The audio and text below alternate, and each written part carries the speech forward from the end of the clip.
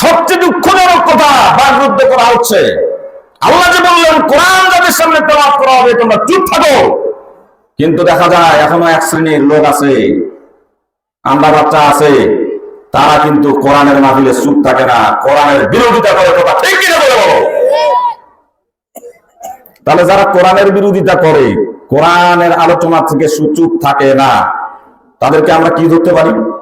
আসেন কোরআন শরীফে আছে, আল্লাহ রাব্বুল আলামিন বলেন কোরআনের যারা বাধাজীবী আর কোরআনের মজলিসে যারা অদ্বেগের সৃষ্টি করে তারা কখনো মুমিন হতে পারে না, তারা কখনো মুত্তাকি হতে পারে না, তারা কখনো মুসলমান হতে পারে না।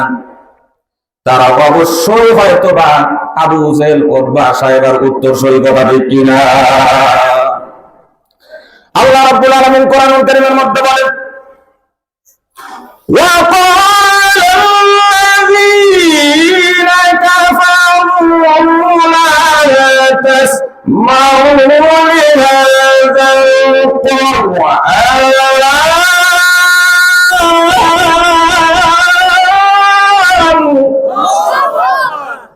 وقال الذين كفروا কাফেররা সিদ্ধান্ত নিয়েছিল, বলেছিল লা তাসমাউ লিহাদাল কোরআন, কোরআন শোনো না। কোরআন এটা কারা সিদ্ধান্ত নিয়েছে? কথা বলে না কেন?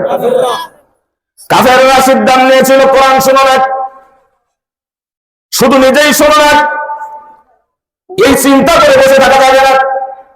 ওয়াগফিরু ফীহি লাআল্লাকুম তাগলিবুন, এবং যারা কোরআন শুনে তাদেরকে কোরআন শোনা থেকে বিরত রাখো। এই কথা কার? কথা বলেন আরে আল্লাহ। এই কথা কার? ফরিদউদ্দিন নীলফামারী, ফরিদউদ্দিন নীলফামারীর দাদার বাপের। সকলে বলে না কেন? আপনি যদি কোরআনের পক্ষে উত্তর না দেন, মনে করবো আপনার ভিতরে বলদ আছে। কথা বলেন, কোরআনের পক্ষে না বিপক্ষে?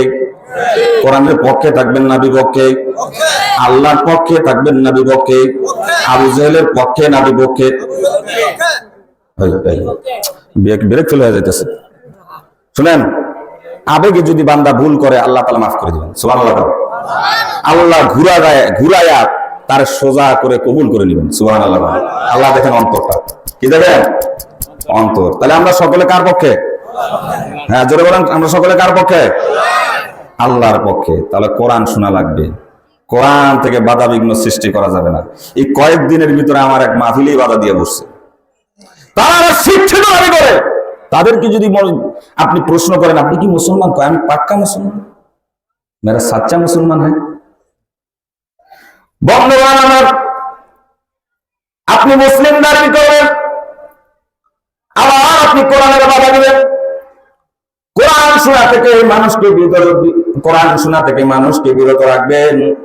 আল্লাহ রাব্বুল আলামিন বলছেন, বান্দা তুমি যত বড় টুপি লাগাও না কেন, পাঞ্জাবি লাগাও না কেন, যত বড় তাহাজ্জুদ গুজার হও না কেন, তুমি আমার কাছে মুসলমান হতে পারো না, তুমি কখনো মুমিন হতে পারো না, মুত্তাকি হতে পারো না। তুমি আবু জেহেলের গোষ্ঠী কথা বলছি না। এবার দেখবো একটু পরে টেরটা পাবো কার রক্তে কতটুকু স্পিরিট আছে, কার ইমানের স্পিরিট কতটুকু আছে, একটু পরেই টের পাওয়া যাবে। আলোচনা সামনে আসতেছে। তাহলে আমরা সকলে কোরআনের পক্ষে। আল্লাহ রাব্বুল আলামিনের ভাষাগুলি আল্লাহ তাআলা কোরআনে কোট করে দিয়েছেন। পৃথিবীর কোন দার্শনিকের ভাষা নয়, পৃথিবীর কোন বৈজ্ঞানিকের কথা নয়, পৃথিবীর কোন মানুষের কথা নয়, পৃথিবীর কোন পণ্ডিতের কথা নয়। কোরআন কারীম সূরা ফাতিহা থেকে সূরা নাস পর্যন্ত পুরাটাই হচ্ছে আল্লাহ রাব্বুল আলামিনের কথা। আল্লাহর কথার মধ্যে কোনো ভেজাল নাই। তাহলে কোরআনে থাকতে পারে নাকি? না। কোরআনে ভুল থাকতে পারে? দুই একটা, একটা অনেকে চিন্তা করতেছে, আর একটু ভাববেন। একটা, অর্ধেকটা, একটা জের, একটা জবর, একটা পেশ নাই তো? এটা আপনি আর আমি বললে তো হবে না। আল্লাহর কাছে জিজ্ঞেস করি, আল্লাহ কোরআনে ভুল আছে? আল্লাহ বলছেন যালিকাল কিতাবু লা রাইবা ফীহি হুদাল লিল মুত্তাকিন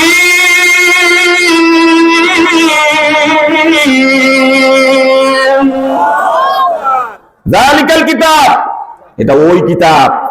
ওই বলতে কারে বোঝায়? যে কিতাব আল্লাহর কাছে ছিল, লৌহে মাহফুজে ছিল, লা রাইবা ফি, সন্দেহ তো নাই, সন্দেহের অবকাশ নেই। হুদাল লিল মুত্তাকিন, এই কোরআন হচ্ছে মুত্তাকিদের জন্য পথ প্রদর্শক। চিল্লায় বলেন আল্লাহু আকবার। তাহলে মুত্তাকি যদি হতে চাই তাহলে কোরআন শোনার বিকল্প কিছু নাই। কথা কয় না? মুমিন যদি হতে চাই তাহলে কোরআন শোনার, বুঝার, মানার বিকল্প কিছু নাই। কথা ঠিক কি না? কোরআন শুনবেন তো ইনশাআল্লাহ? গল্প শুনবেন? কাহিনী, মিথ্যা গল্প, লাইলি মজনু, সিঁড়ি ফোড়া, ওরে বাবা, মাঝে মধ্যে একটু কই, টক ঝাল মিষ্টি না দিলে আবার কেমন লাগে, একটু পরে গুণ ধরবো। আমি পারবো না। আমি কোরআন শোনাতে এসেছি, আপনাদের কোরআন শোনাতে চাই। কথা ঠিক কি না? তাহলে আমরা সকলেই মনোযোগ দিয়ে কোরআন শুনবো। বন্ধুগণ, আজকে যে আয়াতে কারিমা তেলাওয়াত করেছি সেই আয়াতটি হলো সূরা আল ইমরানের 133 নম্বর আয়াত। কোন সূরার কত নম্বর আয়াত? ওয়াজ খাওয়ায়া দিয়া যাব, কালকে সকালে যেন বলতে পারেন হ্যাঁ এই ওয়াজটা শুনছি। ওয়াজ শুনে খুব, পরের দিন সকালে চার দোকানে দেখা হলে বন্ধু বান্ধব জিজ্ঞেস করে ওয়াজ কেমন শুনছো? মারাত্মক। কেমন মারাত্মক? হুজুরের কণ্ঠ মারাত্মক। কেমন মারাত্মক? কয় ঘন্টা ওয়াজ শুনছো? 4 ঘন্টা ওয়াজ শুনছি, একটা লোকও উঠে নাই। শুনছো কি? ঘোড়ার ডিম। কথা কয়, হ্যাঁ কি কয়? ঘোড়ার ডিমের যেমন অস্তিত্ব নাই, 4 ঘন্টার আলোচনার পরের দিন সকালে অস্তিত্ব নেই। কি ভুল বললাম মনে নাকি? আমি পারবো না। আপনাদের ওয়াজ মুখস্থ করে দিয়ে যাব, আমলের নিয়াতে যেন শুনতে পারেন, মুখস্থ করতে পারেন, কালকে সকাল থেকে যেন আমল চালু করতে পারেন। আল্লাহ পাক কবুল করবেন। আমিন। আপনারা কি রাগ হচ্ছেন? কে রাগ হচ্ছেন? একটু হাত তুলুন। না এবার ঠিক আছে। হুজুরের বাড়িটা বুঝে ফেলেছি, এখন আর হাত তুলে গেলে হিসাব করে তোলা লাগবে। কথা ঠিক কিনা? মাঝে মধ্যে ইচ্ছা করে উল্টা পাল্টা বলবো, দেখি আপনার লাইন মতো আছে কিনা। ঘুমাবেন টুমাবেন চলবেন, মোবাইল থাকলে সাইলেন্ট করে ফেলেন। তাহলে আসুন, যে সূরাটা আজকে নিযুক্ত করেছি সেটার নাম হচ্ছে সূরা আল ইমরান। সূরাটার নাম কি বন্ধু? সকলে বলেন তো, সকলে বলেন তো। আরেকবার বলা যাবে কি? আল ইমরান। আয়াতে কারিমা হলো 133। আয়াত সংখ্যা কত? আয়াত সংখ্যা কত? 133। সূরাটা নাজিল হয়েছে মদিনায়। সূরাটা নাজিল হয়েছে কোথায়? মদিনায়। এই তিনটা কথা যদি মুখস্থ রাখতে পারেন, সূরা নাজিল হয়েছে মদিনায়, সূরার নাম হচ্ছে আল ইমরান, আয়াত সংখ্যা হলো 133, তাহলে আশা করা যায় বাকি আলোচনা পুরাটাই আপনারা মুখস্থ করতে পারবেন। এবার আমি বলবো, আপনারা উত্তর দেন। সূরার নাম কি? অনেকে এখনো বলেনি, আমার মন মতো হয়নি। সূরার নাম কি? হ্যাঁ। সূরাটির আয়াত সংখ্যা কত তেলাওয়াত করছি? এটা নাজিল হয়েছে কোথায়? এই সূরার জন্ম হয়েছে কোথায়? হ্যাঁ, মদিনায়। এই তিনটা কথা মনে থাকবে ইনশাআল্লাহ। এবার আসেন, এটার নাম যে আল ইমরান হলো, কেন হলো? আল মানে হচ্ছে পরিবার। আল মানে কি? আবার আহাল মানে হচ্ছে পরিবার। আরবিতে দুইটি শব্দ পরিবারের ক্ষেত্রে ব্যবহার করা হয়, একটা হচ্ছে আল আর একটা হচ্ছে আহাল। বেশি ভূমিকায় যাব না, সময় অল্প, করব না গল্প। কোরআনের কথা বুঝতে হলে লাগবে মাথা। কথা কয় না? তো সূরা আল মানে হচ্ছে পরিবার, ইমরান একজন ব্যক্তির নাম। তাহলে দুটাকে একসঙ্গে করলে জানা যায় ইমরানের পরিবার। কার পরিবার বন্ধু? ইমরানের পরিবার। এই ইমরানটাকে, হোয়ার ইউ ইমরান? ইমরানটা কে? এই ইমরানটা হচ্ছে ঈসা আলাইহিস সালাতু ওয়াস সালামের নাম। সুবহানাল্লাহ। ঈসা আলাইহিস সালাতু ওয়াস সালামের বাবার নাম কি? আল ইমরান বলে কি? ঈসা আলাইহিস সালামের বাবা আছে? তুমি বুদ্ধি কই থাকে? হুজুর মনটা কিছুটা বাইরে আছে, কিছুটা ভিতরে আছে। আগে আলোচনার গতিটা দেখে নেই, যদি মন মতো হয় তাহলে বসবো, আর যদি মন মতো না হয় একটু পরে সামনে মাঠে করস। কথা বল। হ্যাঁ, তাহলে সূরার নাম হলো আল ইমরান। ইমরানটা হচ্ছে ঈসা আলাইহিস সালাতু ওয়াস সালামের নানা, মারিয়াম আলাইহিস সালাতু ওয়াস সালামের বাবা, পিতা। সুবহানাল্লাহ, একটু জোরে বলেন। বাবা ছাড়াও যে আল্লাহ তাআলা সন্তান দিতে পারেন, বিশ্বাস আছে কতটুকু? সকলের আছে? আবার বাবা ছাড়া মা ছাড়া আল্লাহ তাআলা এই জমিনে মানুষ প্রেরণ করতে পারে, কথাটা কিনা? আল্লাহর বেশি পরিশ্রম করা লাগে না, খালি বলবে কোন হায়াকুন, হয়ে যাবে, কথা ঠিক কিনা? এবার একটু বুদ্ধি খাটায় বলেন তো, বাবা আদম আলাইহিস সালাতু ওয়াস সালামের বাবার নাম কি? হ্যাঁ, এই যে বুদ্ধি আছে, আলোচনা করি নিতেছে, এদিক সেদিক মনোযোগ করা ঘুরানো যাবে না। হুজুর না জানি কোন সময় কোন প্রশ্ন করে, ভুলভাল বললে এতগুলো লোকের সামনে শরম। তাহলে আদম আলাইহিস সালাতু ওয়াস সালামকে আল্লাহ তাআলা বাবা ছাড়া বানিয়েছেন, মা ছাড়া বানিয়েছেন, কথা ঠিক কিনা? বন্ধুগণ, কথা গভীরে যাব না। তাহলে সূরা আল ইমরান, ইমরানের পরিবার সম্পর্কে আল্লাহ তাআলা এই সূরাটা নাজিল করেছেন। এই সূরার ভিতরে ইমরানের পরিবারের কথা বলা হয়েছে, কিন্তু আজকে আমরা ওই দিকে আলোচনা করব না। আজকে শুধু 133 নম্বর আয়াতে আলোচনা করব। আল্লাহ পাক ধৈর্য সহকারে, মনোযোগ সহকারে বুঝার, আমলের নিয়তে শোনার তৌফিক দান করুন, বলেন আমিন। আসেন তো, যারা পারি তারা একটু এই আয়াতটা তেলাওয়াত করি। আউযু বিল্লাহি মিনাশ শাইতানির রাজীম। বিসমিল্লাহির রাহমানির রাহিম। وسارعوا إلى مغفرة من ربكم وجنة عرضها السماوات والأرض أعدت للمتقين. سبحان الله. وسارعوا, ছুটাও, দৌড়াও, প্রতিযোগিতা করো। ওয়াসারিউ শব্দের অর্থ কি? দৌড়াও, ছুটো, প্রতিযোগিতা করো। কিসের দিকে? ইলা মাগফিরাতিম মির রাব্বিকুম ওয়া জান্নাতিন আরদুহাস সামাওয়াতু ওয়াল আরদ। দুইটা জিনিসের দিকে ছুটো। একটা হচ্ছে ওই রবের ক্ষমা, মাগফিরাত। দ্বিতীয় নাম্বারটা হচ্ছে জান্নাতের দিকে। চিল্লায় বলেন আল্লাহু আকবার। আল্লাহ পাক মুত্তাকিদের জন্য বললেন দুইটা জিনিসের দিকে ছুটো। কয়টা জিনিস? একটা কি আল্লাহর মাগফিরাত, মাফ, ক্ষমা দিকে, আরেকটা হচ্ছে জান্নাতের দিকে। কোন দিকে? এখানে বলেন তো, আমরা মাগফিরাত চাই কি চাই না? কার কাছে মাফ চাই? গুনাহ নাই কার? গুনাহ নাই কার? সকলের আছে। আমি তো মনে করি এখনো এই গুনাহ নিয়ে যারা ছুটাছুটি করতেছে তাদের কপালটা পুড়ে গেছে, কথা বলেন। হয়তো বা আজকের এই প্রোগ্রামে জান্নাতের বাগানে আপনার ক্ষমাটা লেখা ছিল, কিন্তু আপনি বঞ্চিত হয়েছেন, কথা ঠিক কিনা? আল্লাহ রাব্বুল আলামিন বললেন ওয়াসারিউ, দৌড় দাও, প্রতিযোগিতা করো, ছুটো। ইলা মাগফিরাতিম মির রাব্বিকুম ওয়া জান্নাতিন আরদুহাস সামাওয়াতু ওয়াল আরদ। ওই রবের যিনি ক্ষমাশীল এবং জান্নাতের মালিক, ক্ষমার দিকে ছোট বান্দা, জান্নাতের দিকে ছোট। যেই জান্নাতের বিশালতা আকাশ এবং জমিনের চাইতে অনেক বিস্তৃত, অনেক বড়, কথা দেখি না? জোরে সোরে বলুন তো, আমরা আল্লাহর কাছে জান্নাত চাই কিনা? আল্লাহর কাছে মাগফিরাত চাই কিনা?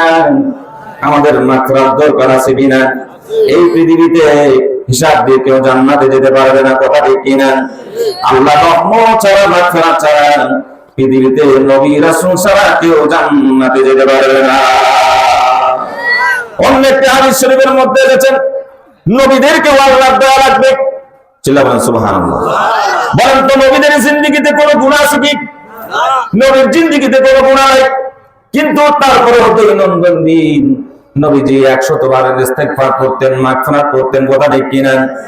আল্লাহ রাব্বুল আলামিন যেই নবীর জিন্দেগিতে গুনাহ দেন নাই, ওই নবী আল্লাহর সন্তুষ্টির জন্য মাগফিরাত কামনা করতেন। এই পৃথিবীতে মানুষের চাওয়া সবচেয়ে বেশি হলো দুইটা। আমি যদি প্রশ্ন করি আপনার জীবনে আপনি কি চান, হয়তোবা আপনি বলে ফেলবেন আমি একটা গাড়ি চাই, বাড়ি চাই, নারী চাই, অথবা ধন সম্পদ চাই।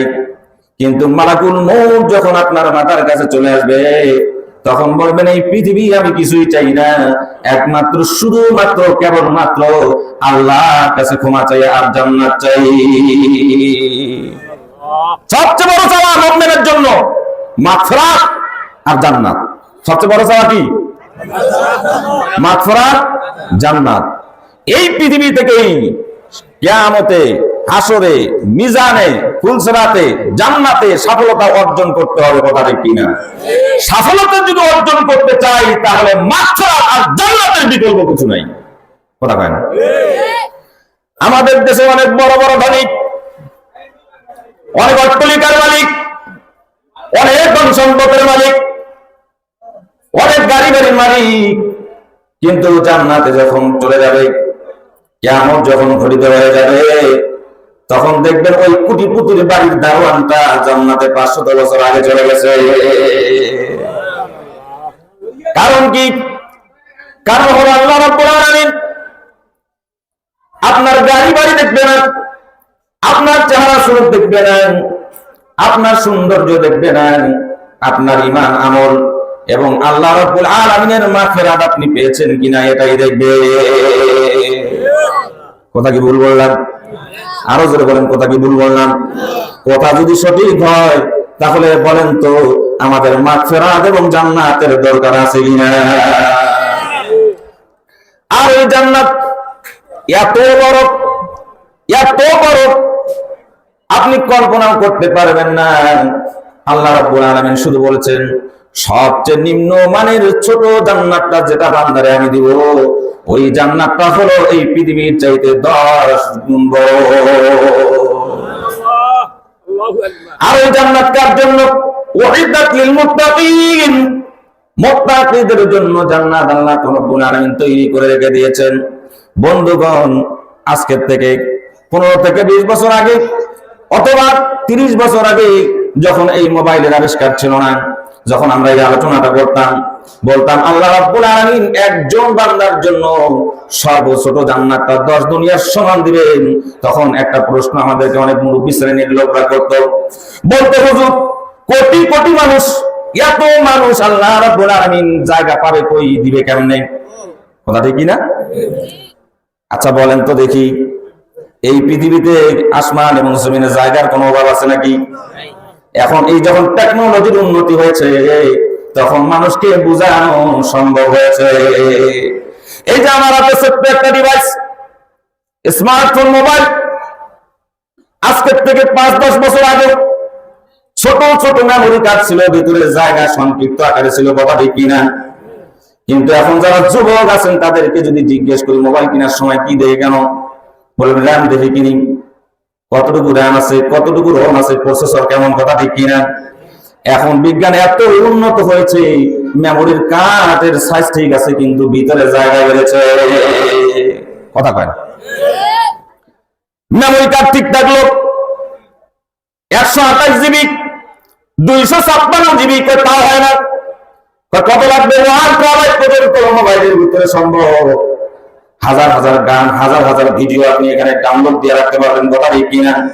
এতটুকু মেমোরি কার্ডের ভিতরে যদি এত বড় জায়গা মানুষ আবিষ্কার করতে পারে, তাহলে আল্লাহ রাব্বুল আলামিন মানুষের জন্য, বান্দার জন্য 10 দুনিয়ার জান্নাত দিতে কোনো সমস্যা হবে নাকি? আল্লাহ পারবেন না? পারবেন। আসেন আরেকটু ব্রেনটা ক্লিয়ার করি। বন্ধুগণ আমার, এই পৃথিবীর তো অস্তিত্ব খুবই সামান্য, খুবই নগণ্য। এত নগণ্য, বিজ্ঞানীরা বলেছেন প্রথম আসমানে যদি কেউ উঠে যায় তাহলে একটা পেঁয়াজের সমান দেখা যায়, সুবহানাল্লাহ। দ্বিতীয় আসমানে যখন উঠে যায়, দ্বিতীয় আসমান থেকে এই পৃথিবীটা একটা বুটের দানার মতো দেখা যায়, সুবহানাল্লাহ। তৃতীয় আসমানে যখন কেউ উঠে যায় আর এই পৃথিবীর দিকে দৃষ্টিপাত করবে বা কোন যন্ত্র দিয়ে দেখবে, তাহলে কলমের বল পেনের মতো একটা ছোট্ট বিন্দু ছাড়া কিছু দেখা যায় না। এখানে দাঁড়ায় হ্যান করেঙ্গা, ত্যান করেঙ্গা, লাঠি মে গুমুর আন্দার করেঙ্গা, কথা কয় না? মুই কি হনুরে, এই যে কত মাথার বড়ি, কত টাকার বড়ি, কত অহংকারী, কথা কয় না? বন্ধুগণ আমার, 10 দুনিয়ার সংগ্রাম জান্নাত বুঝতে হবে আর একটু গভীরভাবে মনোযোগ দেন। এই পৃথিবী থেকে 9,30,00,000 মাইল দূরে রয়েছে সূর্য। ভুল বললাম? হিসাব আপনারা জানেন, আমি একটু গুছাই বলতেছি। দেখেন জান্নাত যে বিশালতা জায়গাগুলো কোথায় আছে একটু আপনাদের ধরাই দিই। এতগুলি জান্নাত, এই জায়গা কোথায় আছে একটু বোঝার দরকার আছে না? 9,30,00,000 মাইল দূরে যে সূর্য, ওই সূর্য আয়তনের একটা হিসাব নিকাশ বিজ্ঞানীরা করেছেন। তারা বলেছেন এই পৃথিবীর চাইতে সূর্যটা 13 লক্ষ গুণ বড়। আই রিপিট, আবার বলছি, কথাটা মাথা দিয়া ঢুকান। এই পৃথিবীর চাইতে 13 লক্ষ গুণ বড় একটা সূর্য মাত্র। তার মানে হলো 13 লক্ষ পৃথিবী একখানে করলে যা হয়, আল্লাহ রাব্বুল আলামিন মানব কল্যাণের জন্য শুধু সূর্যটাই অত বড় করে রেখে দিয়েছে। এই 13 লক্ষ পৃথিবী একখানে করে সূর্যের মুখের মধ্যে যদি ঢেলে দেওয়া হয়, আল্লাহর নামে শপথ করে বলছি, নিমিষের মধ্যে 13 লক্ষ পৃথিবী গলে ভস্মীভূত হয়ে যাবে। সুবহানাল্লাহ বলেন। এই উঠতেছেন কেন আপনারা? কি ব্যাপার? আসলে এই সূর্যের চাইতে বড় কিছু আছে নাকি? সবচেয়ে কাছের তারকার নাম হলো বেটেলজিউস, যেটা পৃথিবী থেকে সবচেয়ে কাছের তারকা। এখানে অনেক স্টুডেন্ট বসে আছে, ভুল বললে তারা ধরে ফেলবে, কথা ঠিক কিনা? বিজ্ঞানীরা বলেছেন সবচেয়ে কাছের তারকা যেটা, ওই তারকাটা কত বড় জানো নাকি? পৃথিবীর চাইতে 13 লক্ষ গুণ বড় হলো সূর্য। আর এই সূর্য যদি 3 কোটি সূর্য যদি একখানে করা হয়, আর বেটেলজিউস নামের তারকার মুখের মধ্যে দেওয়া হয়, কয়েক সেকেন্ডের মধ্যে পেটের মধ্যে হজম করে ফেলবে। সুবহানাল্লাহ। তারপর প্রক্সিমা সেন্ট্রারি, প্রক্সিমা সেন্ট্রারি বি, এইরকম করে আল্লাহ রাব্বুল আলামিন আমরা যেই গ্যালাক্সির মধ্যে আছি, এই গ্যালাক্সির ভিতরে কোটি কোটি তারকা আকাশের মধ্যে খচিত করে রেখে দিয়েছে। সুবহানাল্লাহ। এখন বলেন তো আল্লাহর জায়গা উবা? আমার তো মনে হয় আদম আলাইহিস সালাতু ওয়াস সালাম থেকে নিয়ে আজ পর্যন্ত যত মানুষ এসেছে, আজ থেকে কিয়ামত পর্যন্ত যত মানুষ আসবে, আমার তো মনে হয় একটা গ্যালাক্সির ভিতরে যত তারকা রয়েছে, তার মধ্যে কয়েকশো তারকার ভিতরে জায়গা দিয়ে কোটি কোটি জায়গা পড়ে থাকবে। কথা ঠিক কিনা? তাহলে জান্নাত, ওই জান্নাতে আমরা যেতে চাই। ওই জান্নাত যেতে হলে জান্নাতের কাজ করা লাগবে। কি করা লাগবে? ওই জান্নাত কার জন্য বলেছিলাম? উইদ্দাত লিল মুত্তাকিন। কাদের জন্য? মুত্তাকি বান্দার জন্য, পরেজগার বান্দার জন্য। এখন মুত্তাকি আমাদের হওয়া লাগবে। আল্লাহ বললেন ছোট, মাগফিরাতের দিকে ছোট, জান্নাতের দিকে ছোট। কথা ঠিক কিনা? আচ্ছা, এখানে আল্লাহ তাআলা ওয়াসাবিউ বললেন কেন? বলে ছুটার কথাটা কেন বললেন? দৌড়াও, প্রতিযোগিতা করো কেন বললেন? আল্লাহ তো শুধু বলতে পারতেন জান্নাত চাও, মাগফিরাত চাও। কথা বলেন। কিন্তু আল্লাহ রাব্বুল আলামিন কেন বললেন ওই জান্নাতের দিকে ছোট, মাগফিরাতের দিকে ছোট? তার মানে হলো মানুষ প্রতিযোগিতাটা খুব ভালো বুঝে। কথা ঠিক কিনা? আল্লাহ রাব্বুল আলামিন যখন মানব কল্যাণের জন্য কিছু উপদেশ দিবেন, তখন আল্লাহ তাআলা মানুষের কমন সেন্সটা বুঝেন, মানুষ কি চায় এবং কি করতে ভালোবাসে। মানুষ প্রতিযোগিতা করতে ভালোবাসে, কেউ বা গাড়ির প্রতিযোগিতা করে, কথা বলে, কেউ বা বাড়ির প্রতিযোগিতা করে। আগের দেশে আগের যুগে বিল্ডিং ছিল একরকম, এখন বিল্ডিং কিন্তু আরেক রকম। কথা ঠিক কিনা? কেউ যদি সাদা সিধা বিল্ডিং, সরকারি বিল্ডিং করতো, তখন তার কিন্তু দেমাগ অন্যরকম ছিল। এখন আবার যখন ইতালি থেকে, দুবাই থেকে, বিদেশ থেকে যখন ক্যাটালগ নিয়ে আসে, ডুপ্লেক্স বাড়ি যখন বড় ভাই করে, ছোট ভাই তখন প্রতিযোগিতা করে ডুপ্লেক্সের উপরে ডুপ্লেক্স আমিও করব। কথা কয় না? এই প্রতিযোগিতা, আপনি যেখানে যাবেন প্রতিযোগিতা, প্রতিযোগিতা আর প্রতিযোগিতা। বাড়ির প্রতিযোগিতা, ধন সম্পদের প্রতিযোগিতা মানুষ করে, ক্ষমতার প্রতিযোগিতা করে। কথা ঠিক কিনা? এই প্রতিযোগিতার পিছনে মানুষ ছুটছে আর ছুটছে, থামাথামি নাই। সুন্দরের প্রতিযোগিতা, বিশ্ব সুন্দরের প্রতিযোগিতা, বিশ্ব সুন্দরের প্রতিযোগিতা মানুষ করে। কিন্তু আল্লাহ রাব্বুল আলামিন বলেন, বান্দারে, এই পৃথিবীতে তুমি যত প্রতিযোগিতা করো, সব প্রতিযোগিতা তোমার কিন্তু দুনিয়ায় পড়ে থাকবে। আমি রব্বুল আলামিন দেখবো বান্দার ভিতরে মাগফিরাতের প্রতিযোগিতা আছে কিনা, জান্নাতের প্রতিযোগিতা আছে না, আছে কিনা। আর যারা মাগফিরাতের প্রতিযোগিতা করবে, জান্নাতের প্রতিযোগিতা করবে, আমি রব্বুল আলামিন তাদের জিন্দেগীর গুনাহগুলি মাফ করে দিয়ে জান্নাত দান করে দিয়ে দেব। তাহলে আমাদের আমি কিন্তু এই কথা বুঝাতে চাই নাই বলে আপনি গাড়ি করতে পারবেন না, বাড়ি করতে পারবেন না, আপনি উপার্জন করতে পারবেন না, আপনি নেতা হতে পারবেন না, আপনি প্রশাসনিক ভাবে আপনি আইজি ডিজি হতে পারবেন না। আমি কিন্তু এই কথা বলি নাই।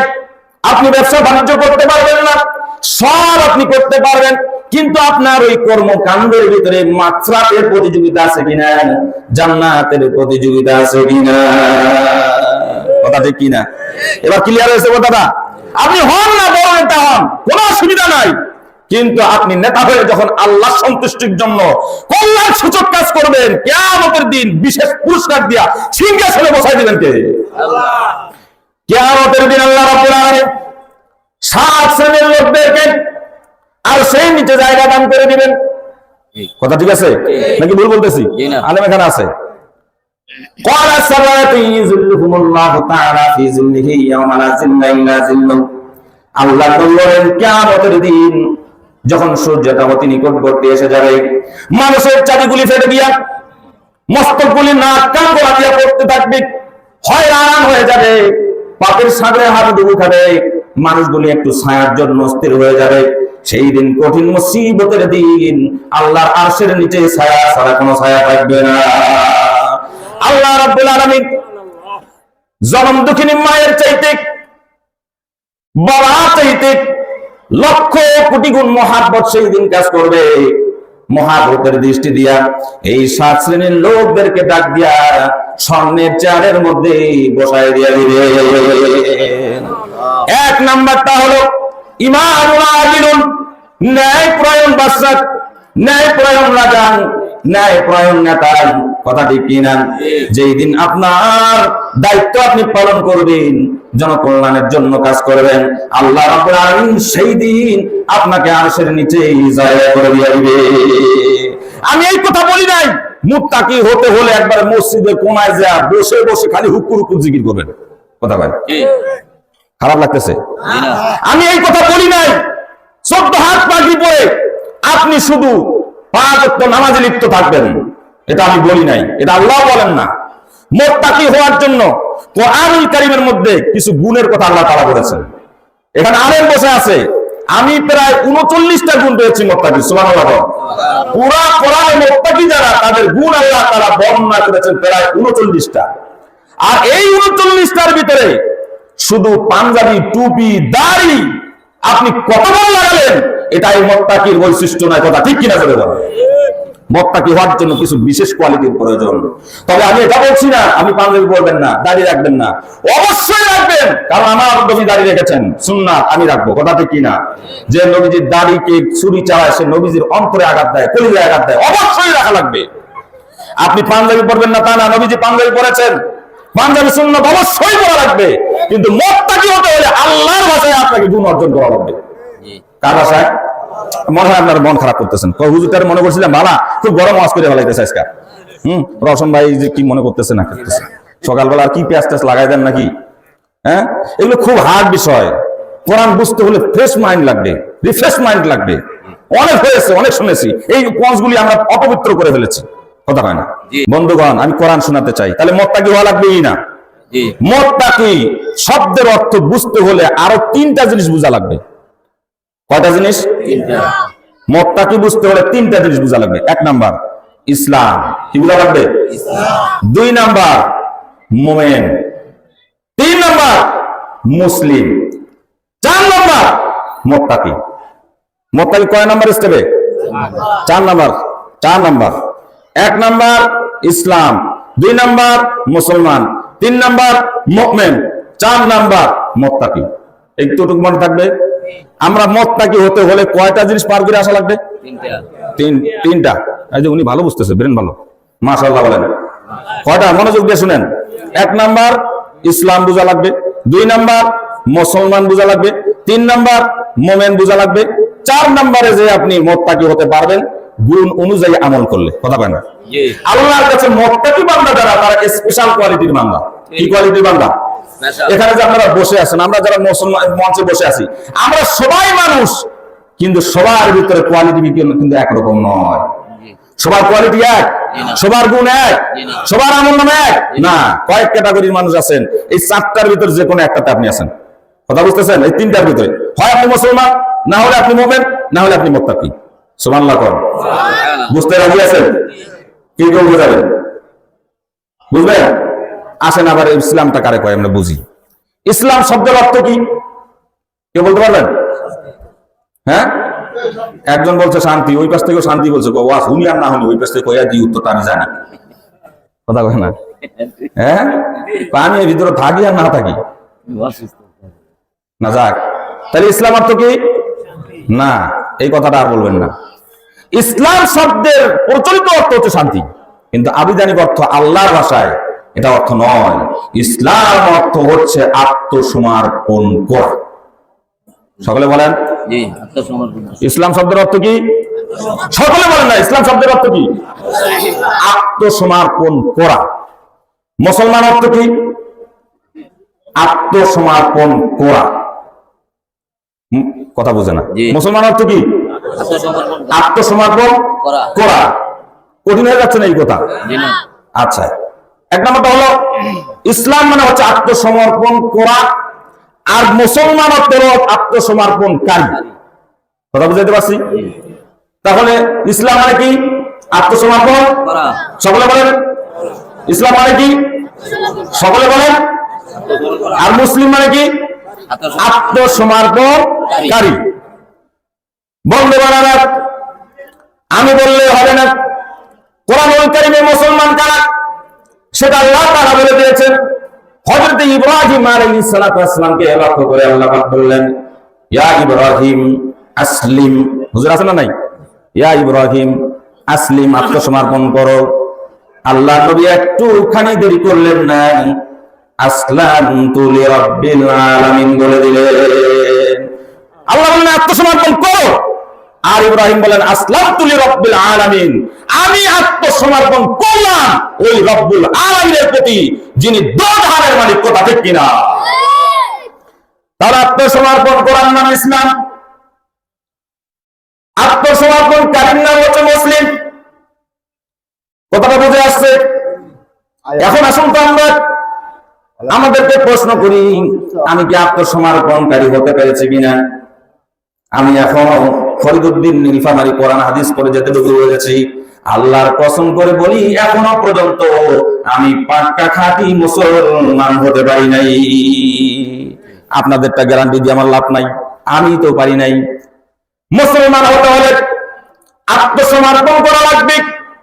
আল্লাহ রাব্বুল আলামিন সূরাতুল ফাতিহা থেকে নিয়ে সূরা নাস পর্যন্ত যত হুকুম জারি করেছেন, সব কিছুর কাছে আমার আত্মসমর্পণ করা লাগবে। আল্লাহ যা আদেশ করেছেন তা পালন করতে হবে, আর আল্লাহ যা নিষেধ করেছেন তা বর্জন করার নাম হলো মুসলমান। এখন বলেন তো, আমরা কি বর্জন করতে পারছি? কথা বলেন। অনেক হাজী সাহেব হজ কইরা আইছে, মানুষের টাকাই সুদ করে নেয়। কথা বলেন। অনেক নামাজি নামাজ পড়ে, কিন্তু আবার মিথ্যা কথাও বলে। মিথ্যা কথা কি আল্লাহর কোরআনের ভাষায় জায়েজ? এটা নিষিদ্ধ না উন্মুক্ত? হ্যাঁ, এই তো মাথা ঢুকতেছে। তাহলে আপনি নিষিদ্ধ যে লঙ্ঘন করলেন, তার মানে আপনি এখনো পাক্কা মুসলমান হতে পারেন নাই। বন্ধুগণ আমার, এই বাংলাদেশের ভিতরে অনেক হাদিস আমি দেখেছি কি নাটকটা করে। হজে যারা আগে ভালো ভালো সম্পদ গুলি ছেলেরে দিয়ে দেয়, কিন্তু মেয়েরে দেয় না। বোঝা বোঝা যে সম্পদ গুলি আছে বাজারে, কলা বাগানে, ওই সম্পদ গুলি দিয়া বুকের মধ্যে অভিনয় করে বলে, মারে তো কিছু দিতে পারলাম না, আমার সবচেয়ে দামি সম্পদটা হলো তোরে দোয়া দিয়ে দিবে। কথা বলেন। হাজী সাহেব, তুমি মরে দেখো, জুতা দিয়া পিটায়া তোর হাজিগিরি জুটাবে। কথা ঠিক কিনা? আপনি মেয়ের হক নষ্ট করেছেন। অবলা সবলা কমলা মেয়ে মানুষ তো কিছু বলতে পারে না, মনে মনে চিন্তা করে, আমার তো শক্তি নাই, সামর্থ্য নাই, তিন ভাইয়ের সঙ্গে আমি লড়বো কেমনে। চোখের অস্ত্র ছেড়ে দিয়া বলে, হায় আল্লাহ, দুনিয়াতে আমি পারলাম না, কিন্তু বিচারটা তোমার কাঠগড়ায় আমি দিলাম। কথা খারাপ লাগে? ছাইরা দিমু? হ্যাঁ, এরকম অনেক হাজী সাহেব আছে। ব্রাহ্মণবাড়িয়ায় আমি আলোচনা করতে গেলাম, বললাম সভাপতি কই? হুজুর সভাপতি একটু গোসা করছে।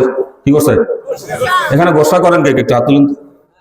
কেউ করে না, সব ফেরেশতা আছে হ্যাঁ আছে আমিও আছি গোসা করে না?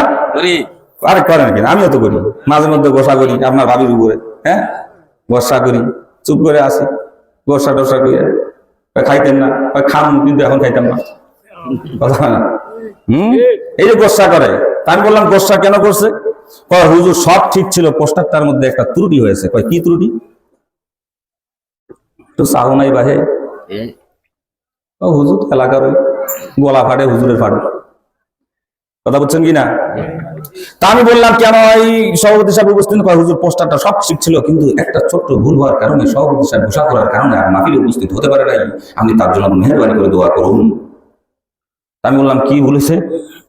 কয় সব লিখছিলাম, শেষে খালি হাজি সাহেবটা লিখতে পারিনি।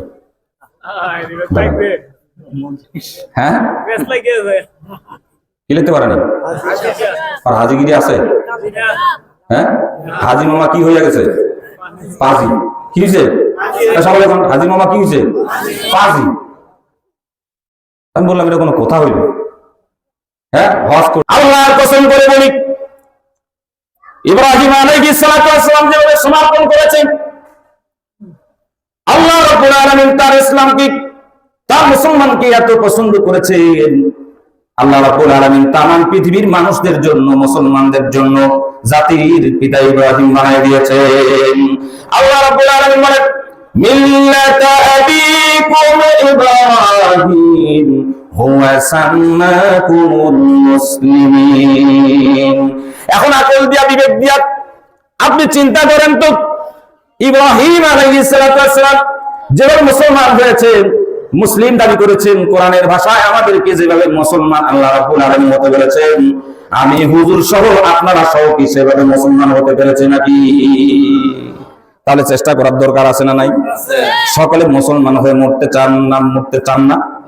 সকলে যদি মুসলমান হতে চান তাহলে কোরআন এবং সুন্নাহর বিকল্প কিছু নাই। কোরআন যা বলছে আমার তাই করা লাগবে।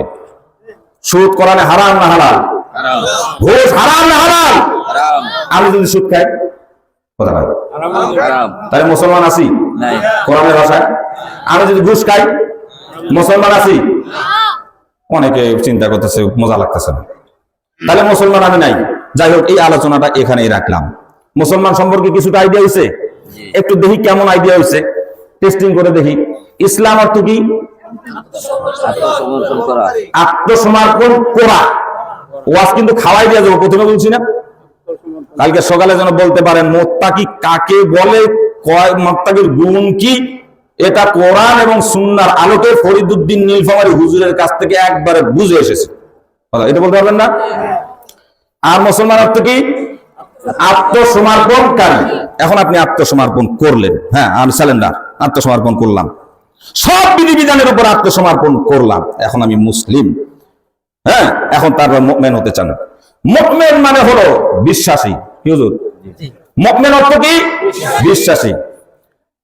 আমরা ইমানে মুফাসসার, ইমানের মুজমালের মধ্যে স্বীকৃতি প্রদান করেছে আমানতু বিল্লাহি, আমি আল্লাহর প্রতি ঈমান আনলাম, বিশ্বাস অর্জন করলাম আল্লাহ একজন আছে, কথা ঠিক কিনা?